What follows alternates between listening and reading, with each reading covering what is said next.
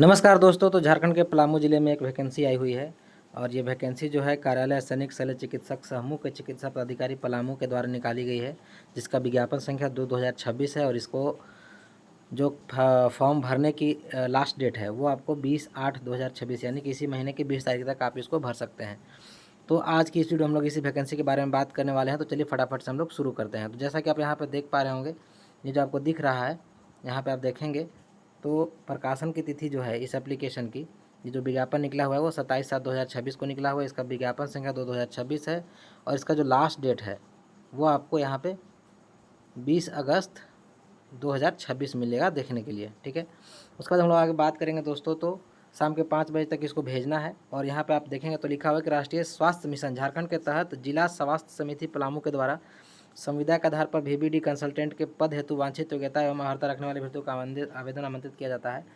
आवेदन समर्पित करने की अंतिम तिथि 20/8/2026 के अपराह्न 5 बजे तक है। आवेदन पत्र निबंधित डाक या स्पीड पोस्ट के माध्यम से असैनिक शल्य चिकित्सक समूह मुख्य चिकित्सा पदाधिकारी पलामू के कार्यालय में भेजा जा सकता है। मतलब आपको 20 तारीख को 5 बजे तक या तो रजिस्ट्री के माध्यम से या फिर स्पीड पोस्ट के माध्यम से ये एप्लीकेशन भेजना है आपको। आप साधारण डाक से इसको नहीं भेज सकते। तो अगर आगे हम लोग देखेंगे तो इस पोस्ट का नाम जो है यहाँ पे देखिए, इस पोस्ट का नाम दिया हुआ है VBD कंसल्टेंट और वेक्टर बॉर्न डिजीज़ कंसल्टेंट होता है इसका फुल फॉर्म अगर आप जाने तो।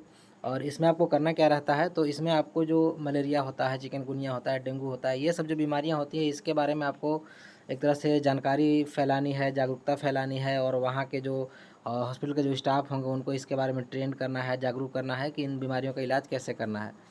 तो इसको ले करके एक वैकेंसी निकली है, अभी जनरल कोटा से निकली है, तो कोई भी आदमी इसको भर सकता है जो भी एलिजिबल होगा, ठीक है। आगे हम लोग देखें तो संविदा की शर्तें, चूँकि ये कॉन्ट्रैक्ट बेसिस नौकरी होने वाली है आपको, तो उपरोक्त पदों के लिए अभ्यर्थियों का चयन 1 वर्ष के लिए आपको होगा, ठीक है। और आगे भी आपको बढ़ाया जा सकता है, हमेशा ऐसा ही होता है। आजकल तो मान के चलिए सरकारी नौकरी का एकदम भाटा बैठा दिया गया है कॉन्ट्रैक्ट बेसिस सारी नौकरियों को करके। तो आपको 1 साल की नौकरी दी जाएगी, उसके बाद फिर वहीं से तो करप्शन से स्टार्ट होता है। 1 साल के बाद आपको नौकरी बढ़ाना होगा, अगर उन लोगों को एक्सटेंड करना होगा तो उसके लिए फिर समझ ही सकते हैं कि मैं क्या कहना चाहता हूँ। और अगर आपका मतलब क्या बोलते हैं, अगर आप सेटिस्फाई नहीं कर पाते हैं अपने जॉब से, अपने काम से, तो आपको हटा भी दिया जा सकता है, ठीक है। तो ये हो गई बात। आवेदन की प्रक्रिया हम लोग समझ लेते हैं। अब मेन जो बात है, अभ्यर्थियों के आवेदन पत्र के साथ निम्नांकित कागजात, मतलब जो आपको पेपर भेजना है उसमें आपको देखिए मूल आवेदन पत्र जो एप्लीकेशन फॉर्म है उसके साथ 2 स्व-अभिप्रमाणित फोटोग्राफ सहित, मतलब आपको अपने ही फ़ोटो को सेल्फ अटेस्टेड करके भेजना है 2 फ़ोटो को। बैंक में जमा किए गए शुल्क के कागजात की स्व हस्ताक्षरित मूल प्रति, मतलब कि आपको जो भी बैंक ड्राफ्ट वगैरह जमा करना है उसको भी आपको सेल्फ अटेस्टेड करना है। मैट्रिक का मार्कशीट, मैट्रिक का एडमिट कार्ड और आपका जो ओरिजिनल सर्टिफिकेट है उसको भी आपको सेल्फ अटेस्टेड करना है। उसके बाद इंटरमीडिएट का भी मार्कशीट, एडमिट कार्ड और ओरिजिनल सर्टिफिकेट को सेल्फ अटेस्टेड करके देना है। उसके बाद जो तकनीकी शिक्षा से संबंधित योग्यता का प्रवेश पत्र है, सेम वही चीज़, मतलब एडमिट कार्ड, मार्कशीट और मूल प्रमाण पत्र, तीनों को आपको अटेस्टेड करना है। उसके बाद PG का भी सेम चीज़ है। उसके बाद उसके अलावा और भी अगर कोई आप रखते हैं क्वालिफ़िकेशन तो उसको भी वैसे ही करना है।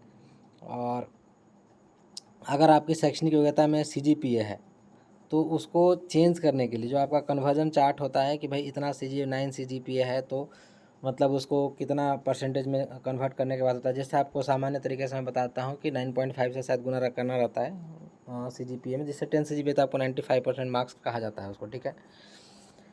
उसके बाद मांगा जा रहा है कंप्यूटर संबंधित प्रमाण पत्र की स्व-अभिप्रमाणित प्रति, अगर कंप्यूटर जानते हैं आप तो वो भी आपको भेजना पड़ेगा सर्टिफिकेट। उसके बाद आरक्षण का दावा करने के लिए जातीय स्थानीय वगैरह देना पड़ेगा और यहाँ पे आपको एड्रेस लिखा हुआ है, ठीक है।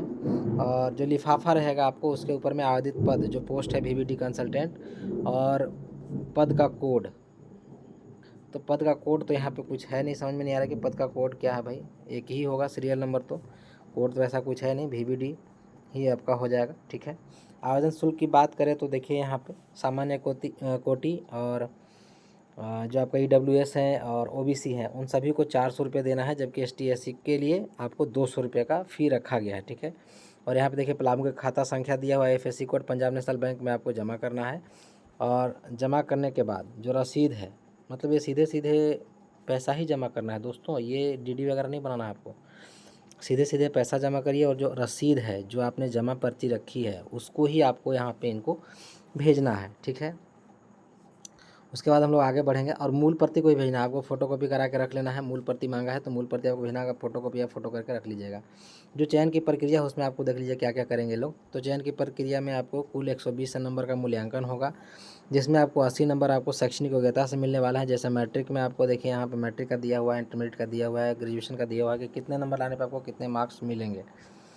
अगर आप सभी में फर्स्ट डिवीज़न है, सीधा सीधा जानिए, अगर आप सभी में फर्स्ट डिवीज़न है तो 20, 20, 40, 20, 60 और 20, 80 नंबर आपको यहीं से मिल जाएंगे।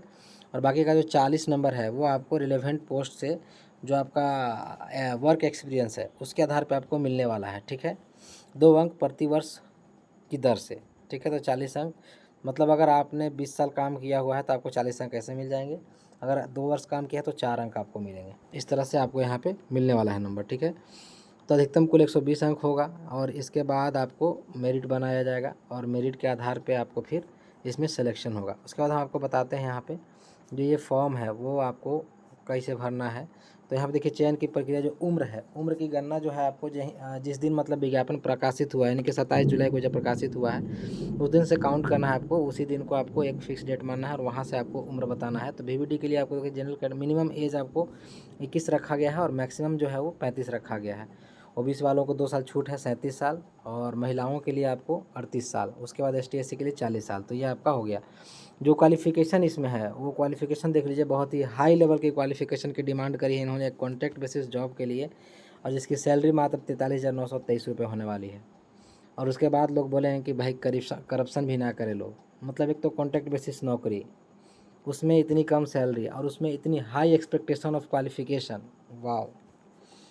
तो यहाँ पे VVD कंसल्टेंट एक सीट है और यहाँ पे क्वालिफिकेशन देखिए, post graduate degree in zoology, entomology और life sciences for life science candidate zoology as one of the subject as at graduate level is must. मतलब आपने ग्रेजुएशन जूलॉजी से किया हुआ होना चाहिए।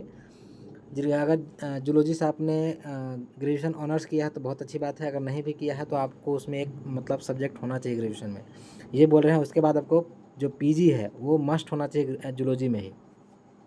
उसके बाद आपका जो अगर एक्सपीरियंस है तो वो एक्सपीरियंस यहाँ पे देना ही है, वो तो मस्ट है।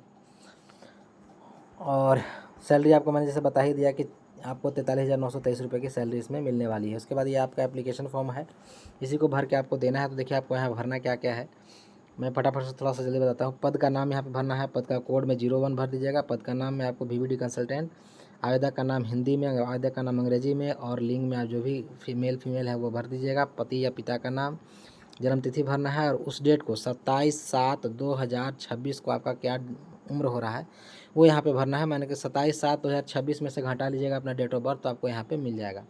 उसके बाद अपना आपको कैटेगरी लिखना है, मोबाइल नंबर, ईमेल आईडी, अस्थायी पता, पत्राचार का पता, और यहाँ पे फिर नीचे में क्वालिफ़िकेशन।